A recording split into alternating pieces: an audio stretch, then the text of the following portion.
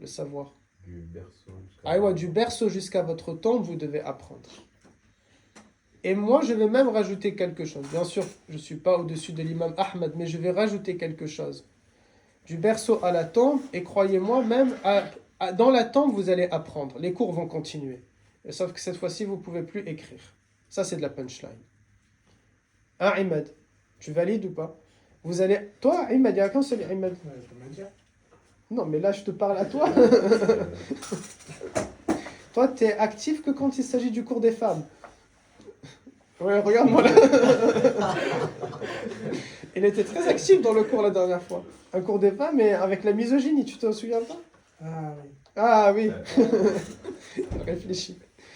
Donc, prendre cours, non seulement c'est une obligation, mais c'est aussi une sunna. Puisque le prophète, alayhi salatu salam, il donnait cours, ok? Il donne cours tous les jours aux compagnons. Tous les jours, ils sont en train de prendre cours. Et on a déjà répété à plusieurs reprises, si Younes était un compagnon et Elias était un compagnon, et l'un, il doit aller travailler, qu'est-ce qu'ils vont faire? Eh bien, tout simplement, là, qu'est-ce qu'ils vont faire? Ils vont dire, Elias, il va dire à Younes, moi je m'occupe de ton commerce ou de ton champ agricole ou de ton job le lundi et toi tu t'occupes du mien le mardi. Et moi je m'occupe du tien le mercredi, tu t'occupes du mien le vendredi.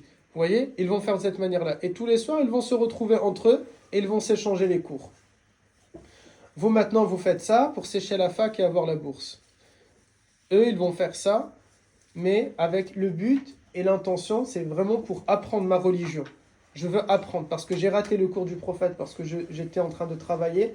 Je veux récupérer qu'est-ce qu'il a enseigné parce que je dois me mettre à jour, vous voyez, cette mise à jour par rapport à ma religion. Donc le premier moyen de préserver la sunna, c'était à travers les cours du prophète. Le prophète, il leur donne cours et les compagnons ont écrit la sunna.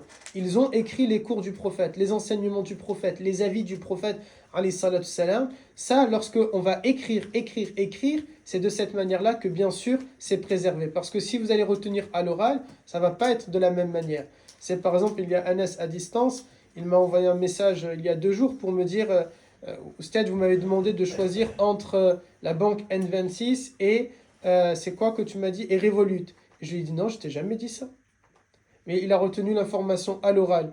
Qu'est-ce que Oustad avait dit? Ayez une banque traditionnelle et une néobanque. Lui, quand il m'a posé la question, dans sa tête, il comprend. Oustad m'a dit, je dois choisir une néobanque, mais Oustad, du coup, je choisis laquelle?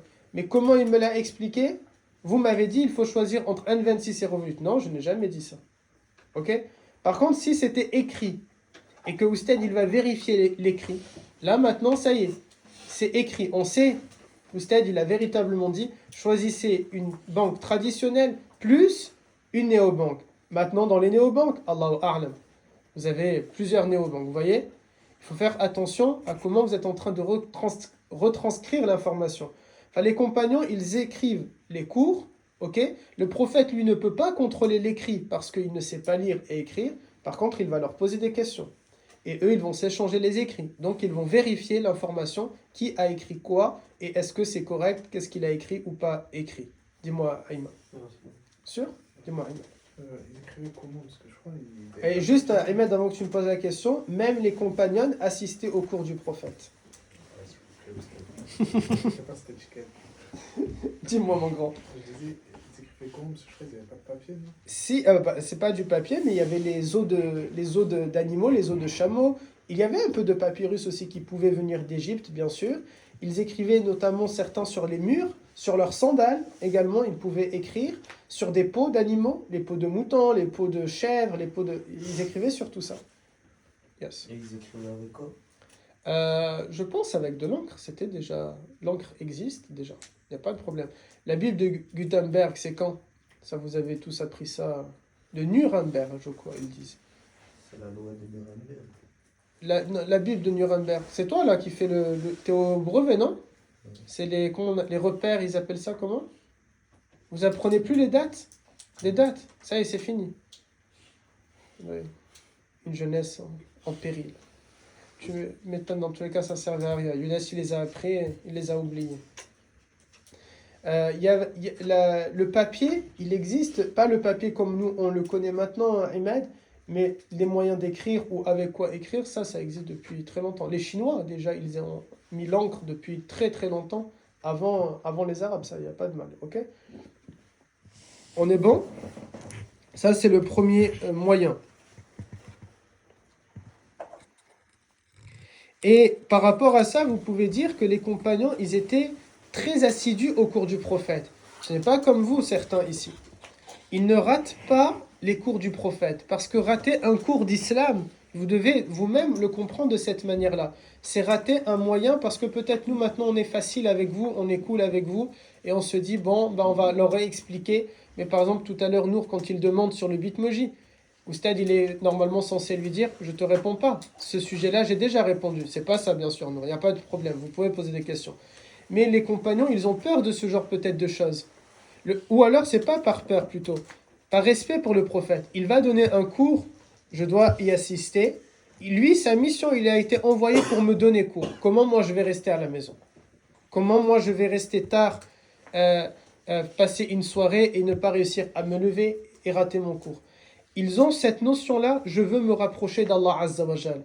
Pour le faire, je dois être proche de mon bien-aimé. Pour le faire, je dois être proche de mon prophète. Pour le faire, je dois être aux côtés de mon bien-aimé, alayhi salatu salam, parce qu'il va peut-être me donner un cours, un moyen, une occasion de rentrer au paradis. Vous comprenez? C'est ça ce qu'ils étaient en train de rechercher.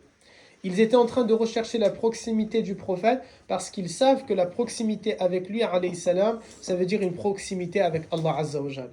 Une proximité, mes garçons, lorsque vous êtes en train de prendre cours. Voilà aussi pourquoi l'islam vous a donné beaucoup de récompenses. Quand tu vas te déplacer et tu viens faire un cours, chaque pas que tu fais, mais là ça va servir à Abderrazak d'excuse pour ne pas passer le code et le permis. Chaque pas que tu peux avoir le permis, mais venir à pied dans mes cours. Mais passe quand même le permis. Chaque pas que tu fais vers le savoir, chaque pas que vous allez faire vers le savoir, c'est un péché de pardonner et une bonne action de donner. Un petit péché, n'allez pas faire zina et vous dire je vais y aller à pied demain. Celui qui est parti faire zina trouve une copine à 50 mètres de chez Oustad. C'est bête, dis-moi. Wallah, c'est bête. Il y a plein d'autres filles qui habitent de l'autre côté là-bas. Et là-bas, je ne vais pas les voir. Et tu as une copine et tu sors là du bâtiment ici. Et à l'heure du cours en plus. Dis-moi. C'est qui avait une question? Et du coup, ça marche comment avec le tram? Ça marche comment avec le tram? Ça marche pas, je crois.